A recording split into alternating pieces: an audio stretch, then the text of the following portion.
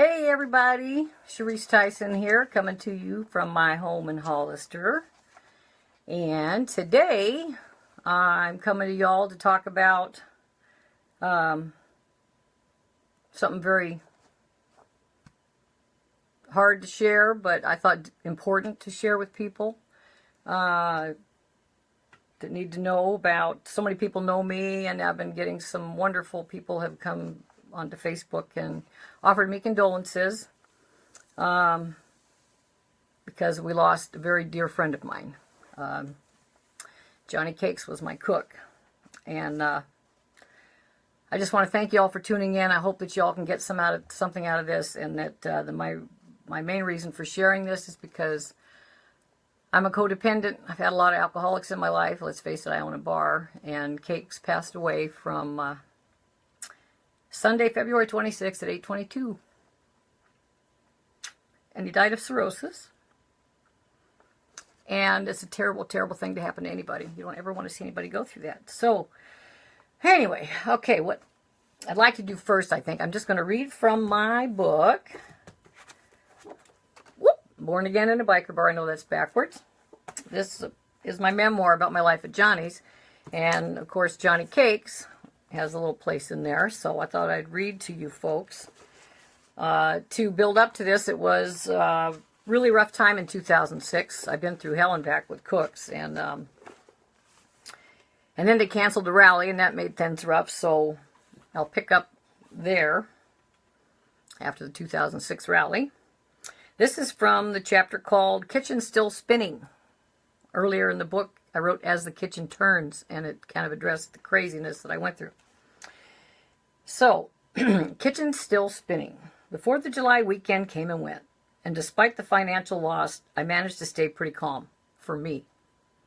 The city council was sure to get an earful from many of its citizens because of the weekend's law enforcement debacle. That's a whole nother story. I intended to give them my 2 cents worth, but first I needed to get the place put back to normal. The beer I had ordered for Thursday and Friday carried me through the entire weekend and well into the following week. Where food was concerned, what we couldn't freeze, we ran as specials and gave away as happy hour appetizers. The next 5 months were a living hell where the kitchen was concerned. Juan became very unreliable, and by the way, I've changed all the names to protect people. So, but there's some folks out there going to know who you are. Okay, Juan became very unreliable, and I had to let him go. The cooks I hired didn't show up and didn't call. They were arrested, or they were way too slow. Never hire an employee whose nickname is Turtle. The last cook I hired in that period of time was a nice enough guy, but frankly, his food was mediocre. Our signature meals, like fajita chicken salads and Philly cheesesteaks, did not taste the way they used to. Lunch sales were down about 25%, and I was at a loss about what to do. I hadn't even seen a bad applicant in months. Then one day, as I was pulling my lunch special sign in, a nice-looking young man with a buzz cut and sparkling brown eyes came through the door. "Hi there. Is the owner here?" he asked. "I'm the owner. What can I do for you?" I said. "Hi, I'm Jonny. You wouldn't happen to be hiring, would you?" "That depends on what kind of job you're looking for. If you're a cook with some real experience, this might be your lucky day." "As a matter of fact, I am," he said. "Here's my resume." I took his resume and looked it over. "I see you went to culinary school, and you've got quite a lot of experience. So why is it you aren't working right now?" "I moved back to Washington with my parents, and that didn't work out real well. So I came back to California. A friend I work with in Gilroy has a place here, and he said if I wanted to move back, he had a place for me to stay. So here I am." "Can you make soup from scratch?" "Of course I can." "Can you flip an egg? I mean without breaking the yolk. You don't know how many cooks tell me they can flip an egg when they really don't know how." "Yes, I can flip an egg, and I make a mean omelet too." "If I hire you, you'll need to make the kitchen your own. You do your own ordering, make up your own specials, and keep the kitchen tidy. I don't want another cook that needs me and Sylvia to hold his hand. That's Sylvia behind the bar. You'll be working mainly with her. I'll introduce you." I introduced Jonny to Syl as a bona fide chef who was looking for work. We were both hopeful that he would be the one to get the kitchen back on track. When he left, I immediately called one of his references, and the man had nothing but good things to say about Jonny. I ran downstairs and skipped around the bar, toasting with customers, as I informed them that my hell days in the kitchen were over. Needless to say, nobody... Oh, what am I... Oh, okay, I'm seeing some comments here, but I'm going to carry on with the read. Okay, needless to say, no one else shared my enthusiasm. The truest customers had stuck it out with us the previous 6 months, ordering only what they figured was a safe choice off the menu. I bought quite a few lunches and cocktails for my regulars as a way of thanking them for their loyalty. They were going to have to see this to believe it. Let me ask you, Charisse, one of my Doubting Thomas customers said, exactly how many cooks have you been through this year? Well, smarty pants, if you must know, quite a few. Let's see, it goes something like this. Ray left and I hired Juan. Juan didn't do very well, so I hired Henry to replace him. Henry turned out to be a flake, so I begged Juan to come back. Juan came back and missed a bunch of work because of a bad tooth and nasty hangover, so I let him go and hired James. James got arrested, so I called Juan and begged him to come back again, and he agreed to help out till I could find someone else. He came in to replace the arrested employee wearing a t-shirt that said, "Got bail," on the front of it, and Syl and I almost died laughing. He planned on staying until we found a replacement, but when he stopped at the DMV to renew his driver's license on his way to work, he found out he had an outstanding warrant and he was arrested. Then there was the Turtle, who lived up to his nickname, and Carlene, who also wound up being a flake, followed by Bruce. Bruce was nice but couldn't cut the mustard as our regular cook. Then in walks a man named Jonny, who stopped by on a fluke and had wonderful references. I'm praying God sent him here to put an end to my misery. So there you have it. I don't blame you for being doubtful, but I have faith the better days are ahead at Johnny's.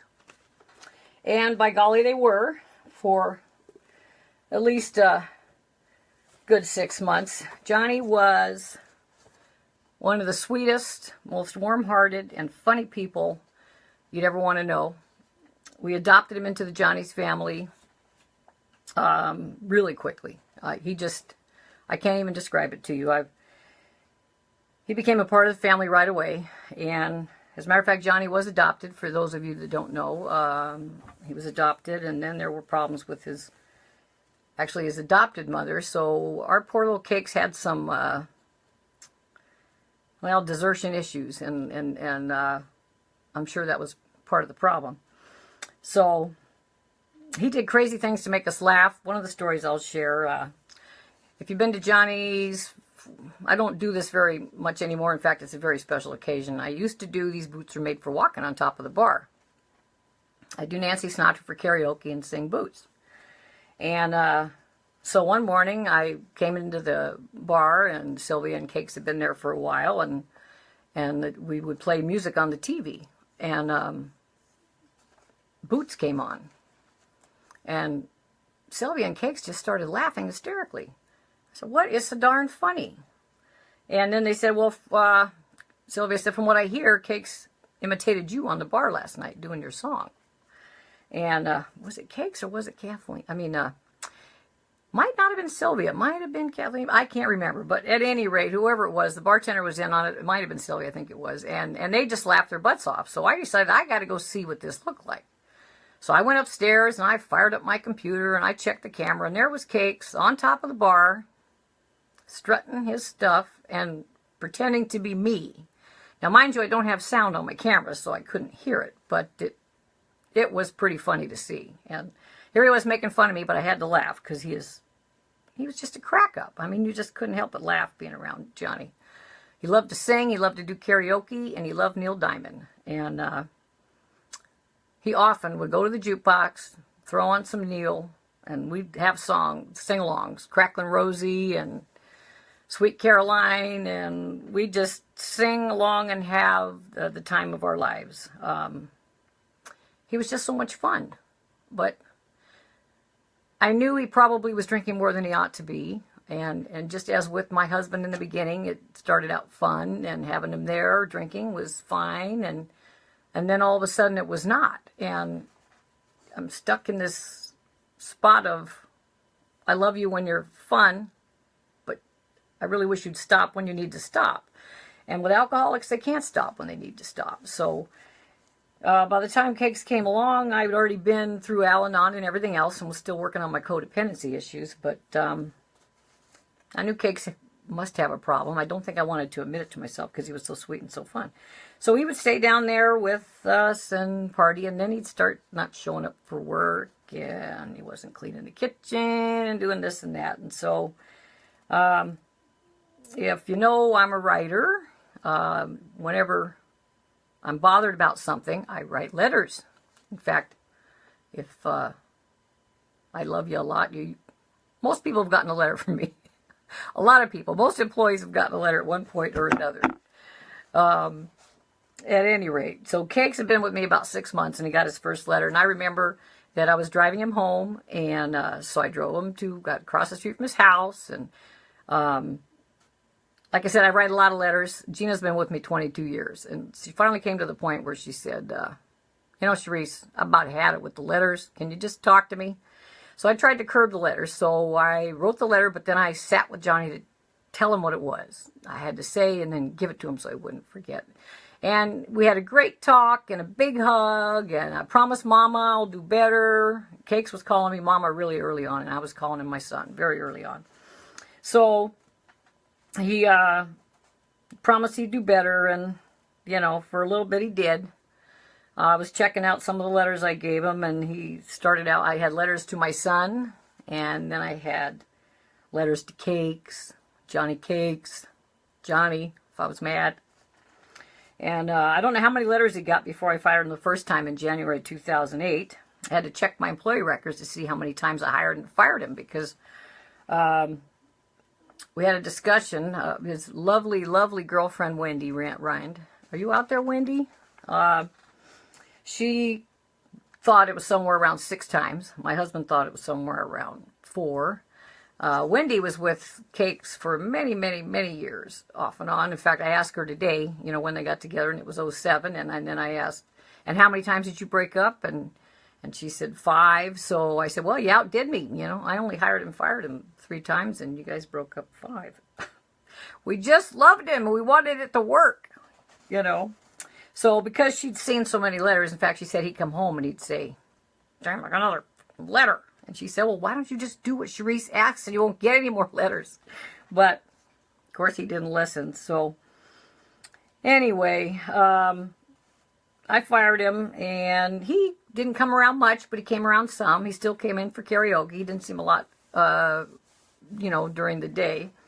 And then in April 2010, I hired him back again. And he worked with me until July of 2012, and he got at least 4 letters in that stretch, which I found. In fact, I'm going to read from the end of a couple of these letters because I think it kind of speaks to, you know, how I felt about him and what we were going through. This letter I wrote him in September 27th, 2011, and I'm just going to give you the last paragraph. Excuse me. You are like a son to me, and I love you, but I am your boss when you're working. I'll be your mom when we're hanging together. I want your working as well. I want our working as well as our personal relationship to grow and flourish. I've told you what I need from you. Please feel free to respectfully tell me what you need from me to be happy and flourish at Jonny's. I know I'm not perfect. I'm a flawed human being just like everyone else. I want us all to be happy, give our best, and get along. That is what will bring this kitchen back to its days of grandeur. We have what it takes. Let's do it together, son. That's a letter from somebody who's confused about being a mom and a boss. And then again, this is from May 14th, 2012. I'm just again going to leave you the, you know, final chapter here. The final, I love you. I love hanging out with you and playing darts. I am disappointed when you leave on Thursdays. You are a good person with a big heart, but it's time to grow up. Help us to make Jonny's be all that it can be. The Bible tells us that God will not give us more if we don't take care of what He has already blessed us with. You are blessed with the Jonny's family. Work hard, be creative, and bring business up, and then I'll give you that raise you asked for. Right now, you're lucky to even have a job. Your boss, mama, and dart partner. I was actually his dart partner, too. So, yeah, he actually was complaining to customers that he hadn't had a raise. He was driving me nuts. So, at any rate, that was between, yes, those were letters from, so September 2011 to May. And then it was 4th of July weekend, which 2012, the rally was no longer. They just continued again. And but at Johnny's, it doesn't matter whether there's a rally or not. 4th of July weekend, we are busy, and I need everybody on board, and I need everybody doing the right thing.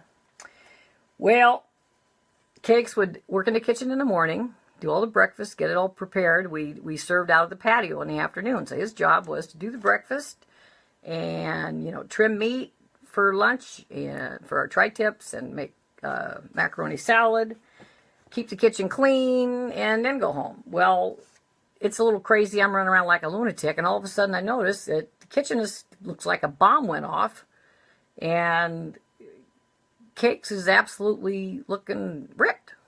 And I went in the bar and I asked Gina, I said, how long's Cakes been drinking? She said, oh, about an hour and a half. I said, an hour and a half? He hasn't even cleaned the kitchen yet. What do you mean an hour and a half? I was so upset. She goes, I don't know if he's working or not. So anyway, I was hot. So he's standing at the end of the bar. People that know Johnny's, there's a spot there at the end where the waitresses go through to go to the restaurant. And a lot of people like to hang out there, which makes, when we're busy, makes us all crazy, by the way. Just want to throw that out there for the girls. For Cheryl, especially during lunchtime, people just want to stand right there, and it's just hard to get the job done. But anyway, so there he is standing. And I came around the corner, and I said, you get your butt in the kitchen, and you clean up the mess. Well, Cakes said, F you to me, not once, not twice, 3 times in my face, he said, F you.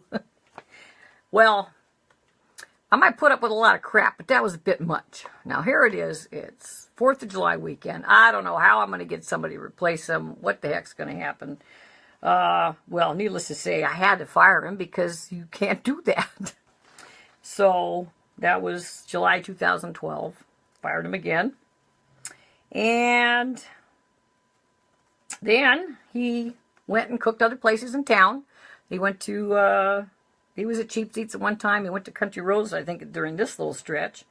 And then on October of 2013, I hired him back again. Yeah, number 3. Loved the boy. Wanted to have him back. So I hired him back again, and I hired him in October of 2013. By December, I'd already written him another letter.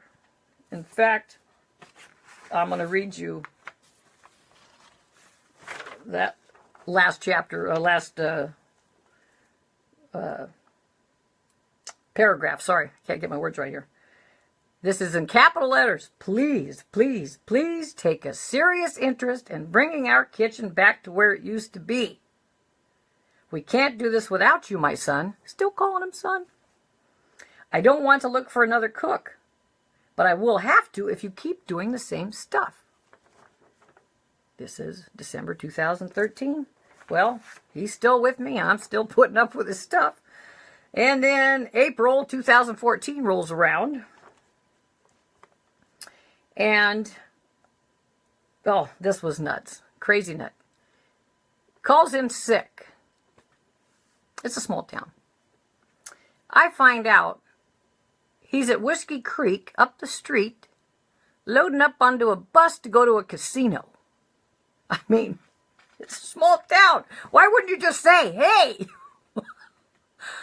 you know, Mom, I got someplace I want to go. I was easy going. But this is just to show how when someone is wounded and just messed up and alcohol's frying their brain, they'll do really stupid things. It's a small town. Call in sick, go to the bar up the street, get on a bus to go to a casino. I had a call within 10 minutes. So I was very angry. He got another letter, talked about my blood boiling and everything else. And I finished this one with, you broke my heart, son. There again, son. I was truly concerned about you. I was. He told Sylvia that he'd woken up and had blood on his pillow. Well, it's possible that that was actually true, because at this point he was already drinking quite a bit. So I'm worried sick. I don't think he's getting on a bus to go to a casino, I can assure you. Anyway, you broke my heart, son. I was truly concerned about you, and finding you at the creek was more than disappointing. I hope, once sober, you saw the error of your ways. Love you, and am praying for you. So, put up with that, and I couldn't take it anymore, so then I fired him again. And I just had to do it. I said, I just can't keep this up. So, once again, I fire him. And, but I didn't 86 him. I welcomed him to come in. We loved cakes. Like I said, I never stopped loving him. I guess if I 86'd him, he was just going to go somewhere else and drink. So he'd still be drinking, so I wouldn't be helping him, I didn't think. So anyway, this story I'm going to share, and then some people say, why? I need to share with you how a wounded person, a person addicted to alcohol or drugs, will do the stupidest, meanest things to you, and not mean to. They just, well, they mean to. They do it on purpose, but they're screwed up in the head because it's not normal. This story involves stealing. And you know, this wasn't even the first time. I failed to mention that during that first stretch with me, and I'm going to share the story because I have to laugh at it now because it's so stupid. Back then, Wendy was cleaning for me. And I have banks for my bartenders, and they know where to find them upstairs in the drawer. And one day, this bank was missing. And I looked high and low. It was the AM bank, so it had nickels, dimes, and quarters and stuff, and I can't find it anywhere. And I'm going crazy. I know I made that bank. The bank couldn't just disappear. I got everybody looking everywhere for the bank. We couldn't find the bank. I tell Wendy about it, and she's like, I can't even imagine. I don't know where it would have gone. So I go home totally distraught, and Wendy winds up calling me a little while later, and she's totally distraught. And she said, Charisse, I don't know why I didn't think of this before. I don't even know how to tell you this. She's cleaning, and in the kitchen, underneath the cook station, Cakes' phone alarm goes off. He leaves his phone, and the alarm goes off. She goes to find the phone, and there is all the baggies of change laying there with his stuff. It was very evident what had happened. She didn't want to believe it. I didn't want to believe it.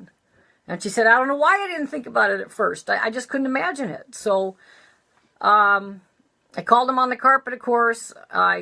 I didn't fire him. I think Wendy and I talked about it just even today. And we said, I think he just wanted to test how much did I really love him. I said I loved him. Did I love him that much? Well, I guess I did because I didn't fire him. Not then. So anyway, that was the first stealing thing. So it wasn't like the second time. It was not the first. He would no longer work for me, but he was down there hanging out on a Wednesday night. Well, I can't remember if we had bingo back then or not. Whatever he was doing, he was hanging out, and Gina came on to work, and she went to get her bank in the usual place, and it was gone. No bank. So she called me up. She said, Charisse, I don't have a bank. I said, I swore I made it. But, you know, I got menopause. I'm maybe, you know, some things I think I did. I swear I did, and then I didn't do it. So I said, well, I'll just check it out tomorrow. You just stay in the AM bank and work in the one bank, and we'll figure it out. So the next morning, the first thing I did is go to my safe to see if I had the bank in there. And there's no bank to be found.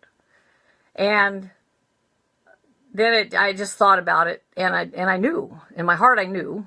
But, of course, I have video for everything. Video for everything.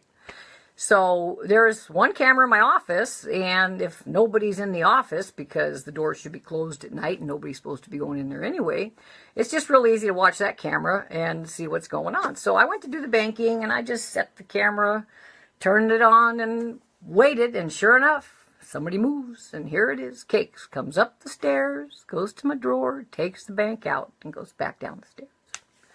So here I had him on video, stealing from me again. But what does he do, this crazy nut? He goes downstairs, buys about $100 worth of drinks. Buying everybody drinks with the money that he stole from me. Then he went to Whiskey Creek and apparently spent some more money. And, but I'm like, I have enabled this boy for too long. I'm trying to deal with codependency. I just can't keep doing this. I'm not helping him if I don't get real serious now. You didn't fire him the first time. Now you got to get serious. So I called Tommy and we discussed it. And I said, I got to have him arrested. I got it on tape. He stole. I got to have him arrested. So sure enough, I called the Hollister Police Department. And they, very nice officer came, and I'm explaining to him what happened. You know, he knew where the money was. And he said, oh, well, you know, we can't, if he works for you, we can't even file a report. And I said, no, he doesn't work for me now. I fired him 10 days ago. He did this when he didn't even work here. And he goes, oh, well, that's a whole nother story. So he wrote up the report, and we were standing there talking, and I said, you know, he's probably at Whiskey Creek right now. This is 9:30 in the morning, right? So the officer says, 9:30 in the morning, he's over at the creek? I said, yeah, probably. So I went to do some book work and take care of some business, and he went to the creek, and that's where he arrested my cakes. It's a small town. My guy arrested because of me right out of the bar up the street. It was horrific. I can't tell you what it was doing to my heart. It wasn't something I wanted to do, but I felt I had to help him. And I thought it'd be a wake-up call. And so a little while later, the officer comes back. Yeah, we found him. We arrested him. We took him down. And he says, well, I've got some of your property. I went, some of my property. Out on the bar, he puts 2 rolls of quarters. I think there was $25 and 5s. Anyway, so it comes to find out, I get back roughly $50 of what the $200 he stole. And he spent another $100 at Johnny's. So crazy. I mean, who does that stuff? So anyway, I sent him a text the next morning because I presume they just locked him up and he's going to learn a lesson and then he'll be back out. So I sent him a text the next morning. I'm so sorry I had to do this, Cakes, but you're not learning. You keep doing these things, and I'm hoping this is your wake-up call. Well, I didn't get an answer from him. And I thought, well, he's mad, whatever. I guess I can assume that if I had him arrested after all. So I didn't hear from him. I sent him texts every day for quite a while. And then somebody said, well, you know what? He's still in jail. I said, are you kidding me? So apparently Cakes had a warrant out for his arrest for something. And so he stayed in there, I think, roughly 3 months or whatever it was. So then he got out and moved to Gilroy to be with his brother. And I heard rumors that he'd gotten a job here and there, and then he lost that job. And so obviously he was still struggling with his issues. And I was just really praying that jail would be a wake-up call and he was going to get his life together. So I didn't hear from him for a very long time, and I never stopped loving him, and my heart was breaking. And I just started asking around, has anybody heard from Cakes? Does anybody know where Cakes is? You know. And luckily he got in touch with our friend Ricky Rue, and Ricky said, yeah, I heard from him, and he's actually living in Gilroy. He's homeless. And I was devastated. He's homeless. Are you serious? And he said, yeah, he's homeless. He said he says he's not doing too bad, but, you know, he's homeless. So I said, please, the next time he calls you, give him my phone number and tell him I want to hear from him. I miss this boy. I love this boy. He's like a son to me. So anyway, shortly before my birthday, this last December, he finally calls, and I cannot tell you. I was so happy. And I asked him, how are you doing? Oh, you know, I'm homeless right now, but not doing too bad. I guess for a homeless guy, he wasn't doing too bad. I was so happy to hear from him. I just can't even describe it to you. I called Gina right away because Gina loved him too. And I said, Gina, our Cakes, I heard from our Cakes. And I was getting ready to leave on my vacation, and I had a conference to go to. So I was going to be gone about 2 weeks. And I said, now when I get back, I said, I want to get together and I want to go to lunch. And he said, okay. He goes, I've got an Obama phone. One thing I can thank Obama for. I got my boy a phone. Other than that, anyway, I won't get political. He said, sure. And, you know, we texted a couple times. And when I got back from my vacation, I said, can I come and pick you up? I was going to take him with me shopping, because he used to go shopping in San Jose with me on occasion and help me do that. And I thought it'd be like old times and what fun. And he never got back to me, And then a week ago Sunday is my little buddy Wendy called me and said he was in the hospital. And she was just so upset. And she said, Charisse, I think he's dying. And I was just, oh my God, I can't believe it. So I had things going on. I couldn't see him until Tuesday. So I called Monday. I called the hospital. And he actually got on the phone. He was coherent. And he talked to me. And he didn't sound good at all. And he said, well, they're trying to help me and this and that. And I said, okay, I'm going to be there to see you tomorrow. So Tuesday, I took Wendy Woo, not Wendy Rend. I'll just call Woo Woo so we won't get confused. So Woo went with me, and we went to San Jose to shop. And on the way, and oh my God, that was the day that 101 was closed, and it was insane. But God worked everything out. We got through the stores. We didn't get rained on. The rain started. When we were in the store and stopped when we came out, it was insane. And God lined it up. We had to take Santa Teresa on the way back. There was flooding over there. It was flooding everywhere. But somehow we made it to St. Louis by, I think it was 2:30 in the afternoon. And that was a flat-out miracle. But God wanted us to see cakes. I know he did. And I bought him a bag of Funyuns because when we shopped, he always used to say, he used to like Funyuns. So anyway, and Wendy said, they're not going to let him eat Funyuns. If he's that sick, they're not going to let him eat Funyuns. So, but I just wanted him to have his Funyuns. I said, okay, so I won't take him in because I don't want to tempt him then. So when we were there talking with him, and he was coherent, he knew who we were. And, we told him we loved him and how are you doing? And he was in very rough shape. But at least he knew who we were. He could talk to us. He could open his eyes, all that stuff. His eyes that were yellow, by the way. And the skin color I cannot describe to you. I just can't even describe it to you. He looked pretty bad. But he said, oh, I can eat Funyuns. My buddy brought me some other stuff, and they let me have it. And he pointed to a bag of cookies. So I said, oh, okay. So I went out to the car to get his Funyuns for him. And while I was gone, he told Wendy that they'd had to drain his stomach already.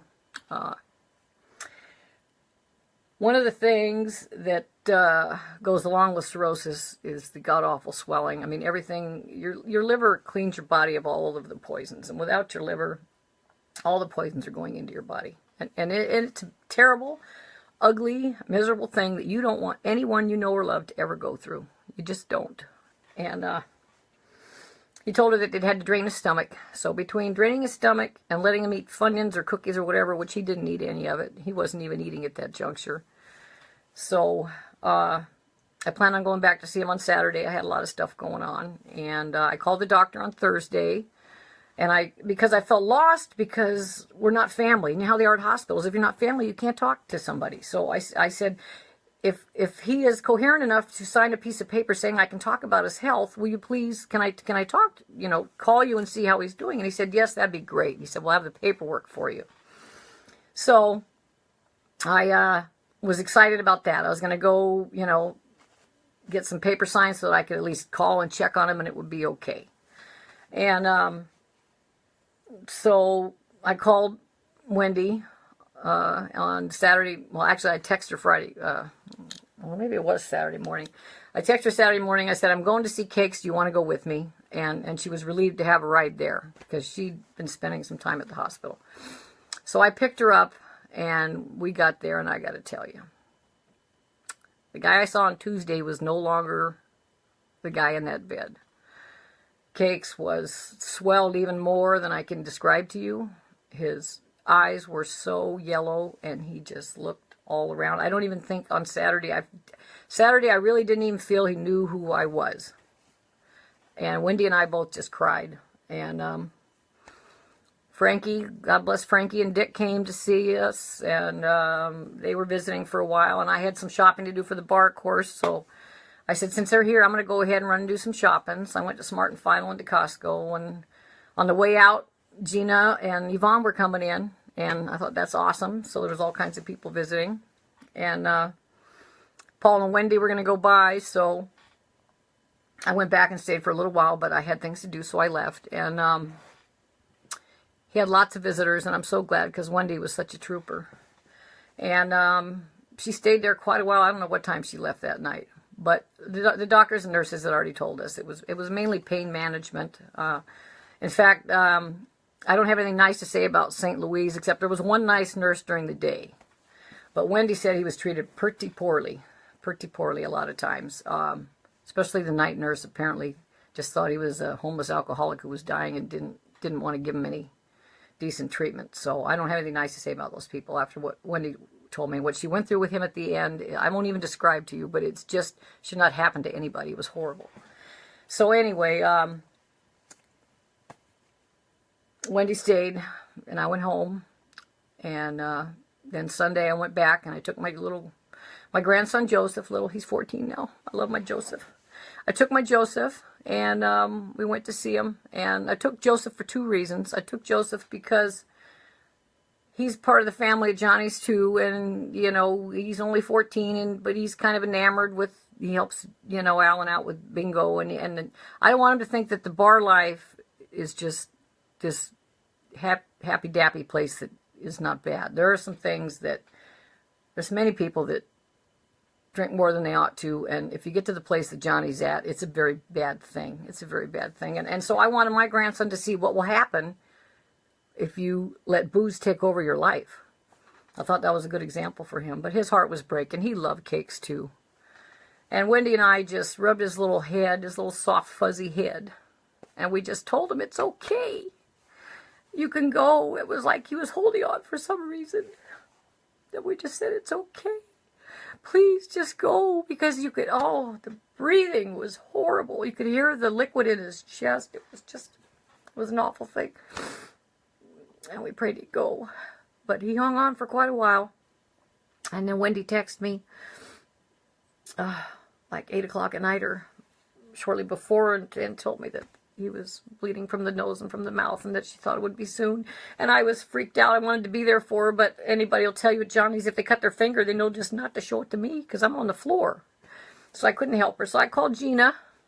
And Gina, God bless her, you know, she got in her car and she headed right over. And by the time she got there, he'd already passed.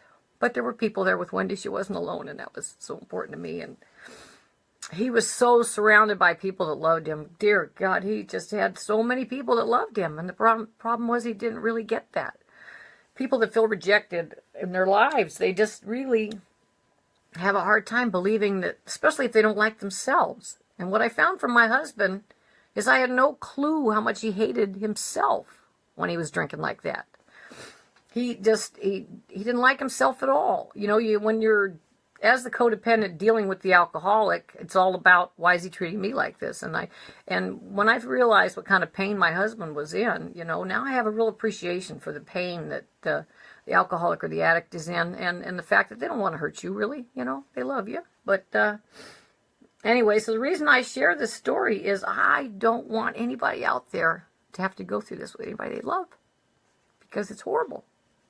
And also, I want you to know that if you are dealing with anything like that and you need to talk to me, you can go to my website, and I have it's catyson.com, and you can just sign up for a free, 20-minute strategy session, and let's talk if there's any way I can help you. I want to be there for people. That's my life's goal right now, is to help alcoholics and codependents. And I know, I own a bar. There's probably the people out there saying, what kind of hypocrite are you? You serve those people. Well, it's just where God has me right now. So it is what it is, and I'm in a place to help people. I can help a lot more people from the bar stool than the pew. So that's the way that works out. But anyway, I just want you to know that Cakes was a wonderful person. And I know he hurt a lot of people out there. He stepped on a lot of toes. He burned a lot of bridges. He broke a lot of hearts. But it wasn't him. It was the booze or the drugs or the whatever. He had lots of issues, but he was a good person, and I loved him to pieces. And we're having this benefit Saturday, March 11th at 1 o'clock. We're going to close the kitchen early because it's all going to be about cakes for the afternoon. I've got some great fun videos of him to share, sumo wrestling videos, and lots of pictures and great stories. There are so many stories people have, and I am so looking forward to everybody coming out and sharing those stories and laughing and remembering all the times he made you laugh your butt off, because that's what Cakes did. He was a sweetheart. He was a gem, and I loved him so much. And So anyway, if you can be there, we'd love to have you. I wanted to see if I'm missing anything with my notes I wanted to share from you, because I kind of got sidetracked. Okay, a very important issue. Grunnagle Lament is taking care of his remains, and his mother does not have the funds for that. So we're running a fundraiser. Wendy's started a GoFundMe for Jonny. They take a pretty big percentage of it, she said, so that what we can collect at the bar, there won't be any percentage out of it. Every dime is going to go to pay for cakes, to deal with his remains, and put him to rest in a nice way. And also, anything left over is going to go to my father's house. And it's a wonderful nonprofit in Hollister, run by Linda Lampe and her husband. And it's they help the homeless. And let's face it, Cake was homeless. And they help veterans. And Cakes was a veteran. And Wendy felt very strongly that's where the help should go. And I know it's going to bless them immensely. So we're hoping to collect lots of money and not only take care of Cakes, but help the folks over there at my father's house, because they do wonderful things. And, you know, most of these homeless people, you don't even realize how many of them are veterans and how many of them are addicts. And they're not addicts because they, you know, wanted to be something. Hurting people hurt people. That's something my mentor Joyce Meyer says. And it is solidly the truth. So you have to remember, when people are treating you poorly or and have their issues, to just try to see on the other side. There's probably someone on the other side of that. And I know that Cakes was a great person who just, he hurt. And he didn't even realize how much people loved him, because doggone it, he had so many people that loved him. And I know he was trying to work his way back to us. I know he was. Gina believes it too, that, you know, he just started reaching out to us, because he was coming home. So I feel like I lost him twice. I got so happy my Cakes is coming back. And I never got to see him healthy. I just got to talk to him on the phone, and he didn't make it back.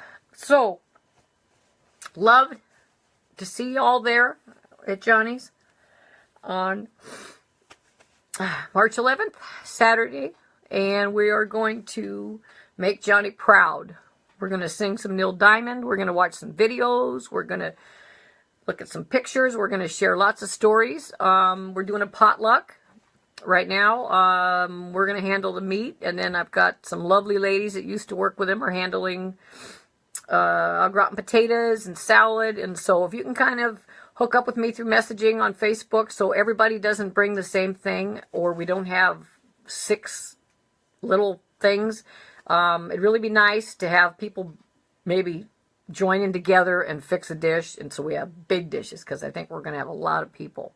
And it's going to be a celebration of life and love and the person that Cakes was. And I know he's home with Jesus, because he and I had some spiritual conversations.